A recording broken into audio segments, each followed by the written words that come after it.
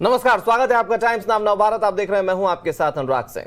मैं हूं आपके साथ श्वेता भट्टाचार्य। उद्धव ठाकरे के इस्तीफे के बाद देवेंद्र फडणवीस आज महाराष्ट्र के गवर्नर भगत सिंह कोश्यारी से मुलाकात करेंगे। साथ ही सरकार बनाने का दावा पेश कर सकते हैं। ये बड़ी खबर इस वक्त हम आपको बता रहे हैं। पहली खबर, आज राज्यपाल से मिल सकते हैं फडणवीस। दूसरी खबर आपको बता दें, सरकार बनाने को लेकर दावा पेश कर सकते हैं देवेंद्र फडणवीस।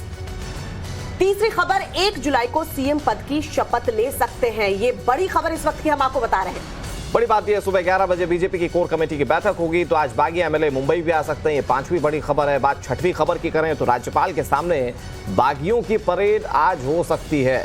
7वीं खबर बता दें, विधानसभा का विशेष सत्र रद्द कर दिया गया है। 8वीं बड़ी खबर, सभी एमएलए को विधानसभा सचिव की चिट्ठी जो है वो पहुंची है। 9वीं खबर, सदन का विशेष सत्र जरूरी नहीं। बात 10वीं खबर की करें, आगे की रणनीति पर बागियों के मंथन का दौर भी लगातार जारी है। ऐसे में महाराष्ट्र की सियासत को लेकर क्या 10 बड़े अपडेट हैं, 9 बजे के इस बुलेटिन में हमने आपको बताया। बड़ी बात यह कि आज राज्यपाल के सामने बागी अपनी परेड भी कर सकते हैं। साथ ही साथ यह भी देखने को मिल सकता है कि देवेंद्र फडणवीस अपनी सरकार को लेकर राज्यपाल के सामने दावा पेश करें। लेकिन उससे पहले की क्या स्थिति थी? उद्धव ठाकरे ने इस्तीफा दिया। इधर बीजेपी कोर कमेटी की बैठक, आगे की रणनीतियों को लेकर। मुंबई में वो बागी एमएलए वापस लौटेंगे जिनके वापसी का इंतजार शिवसेना कर रही थी, और कल शपथ ग्रहण हो सकता है, इस बात की भी उम्मीद की जा रही है।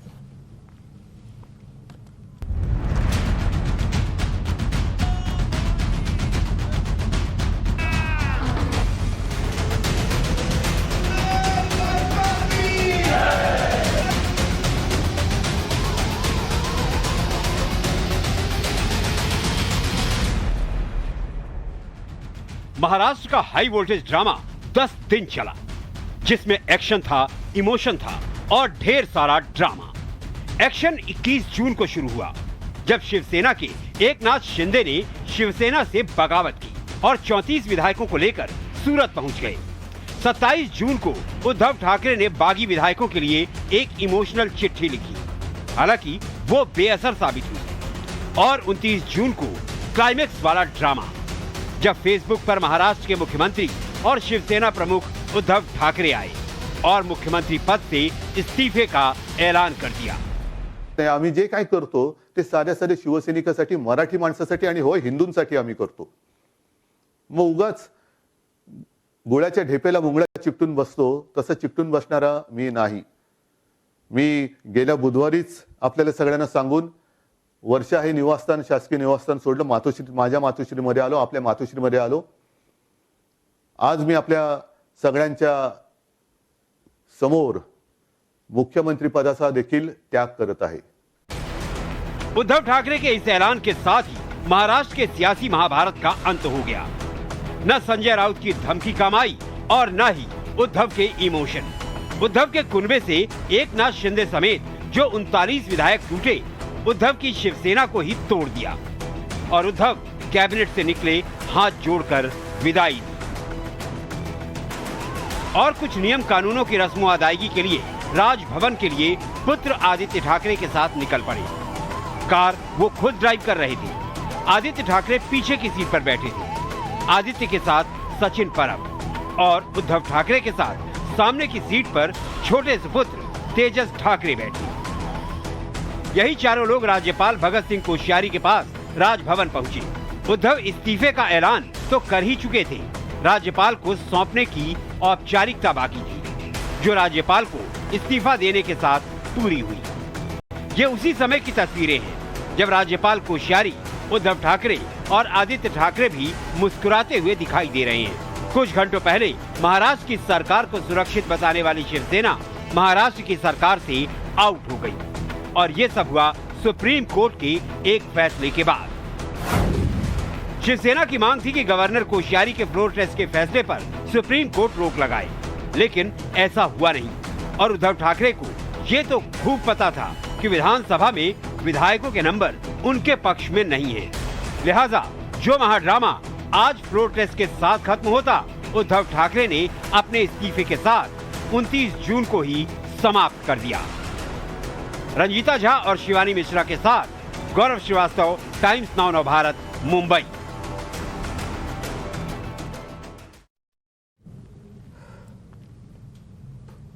तो क्या महाराष्ट्र के नए मुख्यमंत्री देवेंद्र फडणवीस बनने जा रहे हैं? क्योंकि उद्धव ठाकरे इस्तीफा दे चुके हैं, यानी कि फ्लोर टेस्ट से इतर आगे की तमाम रणनीतियों पर मंथन किया जा रहा है। हमारी सहयोगी रंजीता हमारे साथ जुड़ गई हैं, जो कि इस महाराष्ट्र के सियासी घटनाक्रम पर बहुत पैनी नजर बनाई हुई है।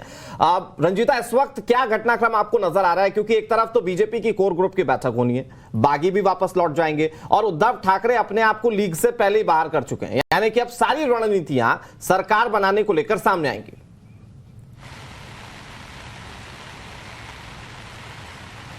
बिल्कुल, और जितनी भी रणनीति हम देखेंगे वो बीजेपी की तरफ से दिखेगी, क्योंकि पूरे ही सीन से शिवसेना अब गायब नजर आ रही है। फ्लो टेस्ट से पहले ही जिस तरह से मुख्यमंत्री ने अपना इस्तीफा दिया और उस इस्तीफे में भी फेसबुक लाइव के जरिए जो इस्तीफा दिया और उसके बाद राज्य भवन पहुंचे, इन तमाम घटनाक्रमों में हमने देखा कि एक बार फिर उद्धव ठाकरे सरकार गिरने की बात तो कर रहे थे कि मुख्यमंत्री पद से इस्तीफा दे रहे हैं, लेकिन पार्टी पे दावा ठोक रहे थे। उन्होंने ये भी कहा था कि मैं सरकार से और मुख्यमंत्री पद से इस्तीफा दे रहा हूं, लेकिन मेरे पास शिवसेना है। अपनी पार्टी पर वो लगातार दावेदारी कर रहे थे। आज की डेवलपमेंट की अगर बात करूं तो आज सूत्रों के मुताबिक जो खबर निकल कर आ रही है, 12 बजे आज बीजेपी कोर कमेटी की बैठक बुलाई गई है और उस बैठक के बाद देर शाम तक राज्यपाल से मिलने जा सकते हैं देवेंद्र फडणवीस और अपने सरकार बनाने का दावा पेश करेंगे।